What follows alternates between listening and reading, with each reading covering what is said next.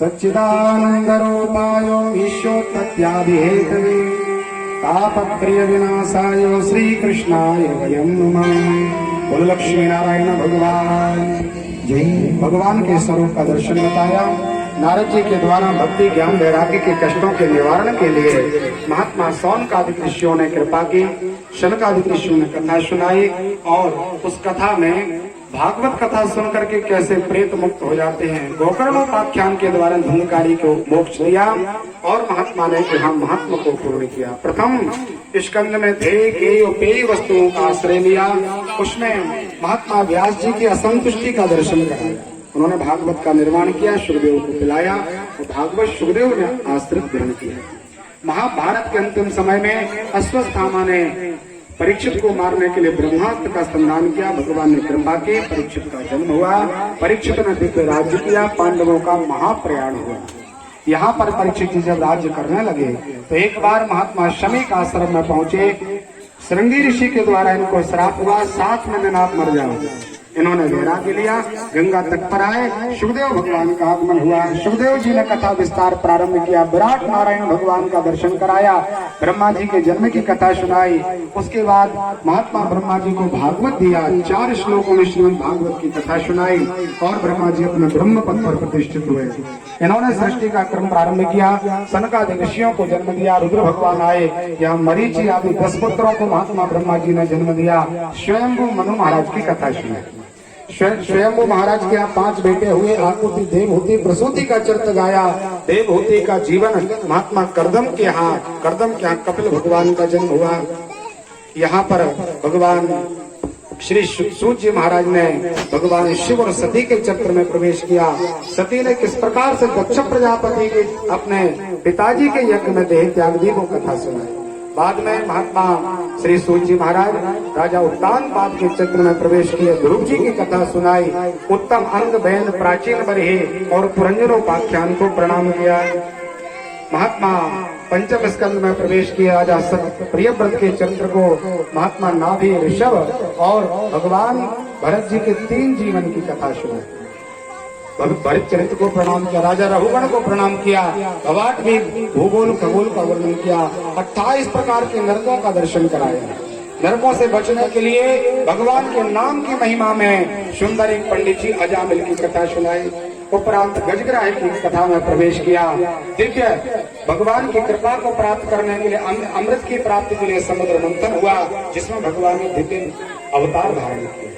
उसमें देवताओं को अमृत प्राप्त हुआ, असुरों को प्राप्त नहीं हुआ। तब असुरों में देवासुर संग्राम था, बहुत बड़ा युद्ध हुआ। देवता पुनः विजय प्राप्त किए।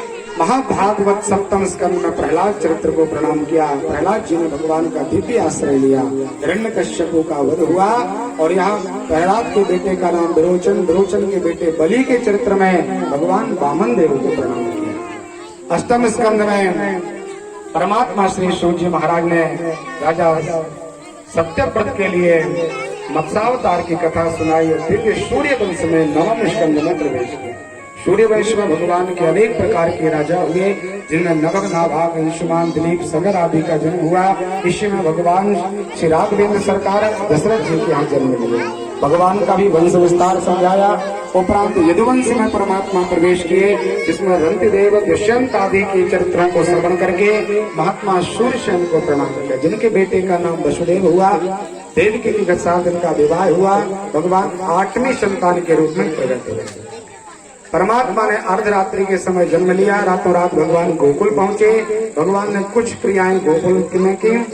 इसके बाद 4 वर्ष में परमात्मा ने गोकुल का त्याग किया और 11 वर्षों तक भगवान वृंदावन में आनंद लिया, जिसमें परमात्मा ने माखन चोरी आदि की। भगवान ने वेणु का स्वर नादा।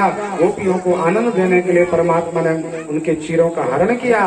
परमात्मा ने दिव्य कालिया को पवित्र किया। भगवान ने गोवर्धन को धारण किया। भगवान का नाम गिरिराज। गोवर्धन को प्रणाम करके महारास में भगवान प्रवेश किए। सभी आत्माओं को भगवान ने आनंद प्रदान किया। मामा कंस का उद्धार किया।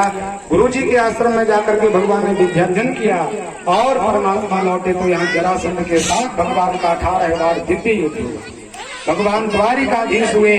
गोविंद ने द्वारिका में जाकर के 16,108 विवाह किए। सभी प्रकार के दुष्ट दुराचारियों का भगवान ने विनाश किया, धर्म की स्थापना करके 125 वर्ष में भगवान इस धराधाम कर छोड़ करके चले गए।